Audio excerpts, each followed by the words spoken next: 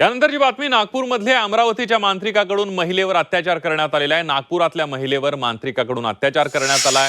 ताहिर रशीद बेग हा मांत्रिक डब्बीपुरा अंजनगाव अमरावती जिल्ह्यातला रहिवासी आहे। बेपत्ता पती शोधून देण्याच्या बहाण्याने लैंगिक अत्याचार करण्यात आला। सक्करदरा पोलीस स्टेशन हद्दीमध्ये घटना घडली आहे।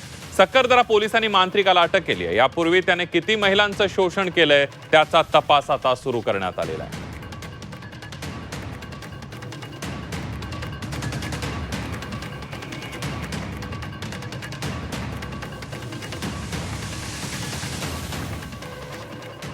बा तुझा नवरा कुठे आहे, मी तुला माझ्याकडे जी शक्ती आहे त्या शक्तीच्या अनुषंगाने मी तुला शोधून देतो असं म्हणून तिच्या घरी येऊन सदर व्यक्तीचं नाव पण त्या विक्टीमला फिर्यादीला माहीत नाही आहे आणि काही पूजा अर्चा करून तुझा नवरा कुठे आहे अशी माहिती मी तुला देतो असं तिची फसवणूक करून सदर व्यक्तीच्या बरोबर त्यांनी शारीरिक संबंध केले तिच्या इच्छेविरुद्ध आणि सदर व्यक्तीतून परांगंदा झाला, पळून गेला। सदर व्यक्तीचा जो आरोपी आहे त्याचं नाव पत्ता काहीच आमच्याकडे दाखल नव्हतं, त्या महिलेलाही माहिती नाही।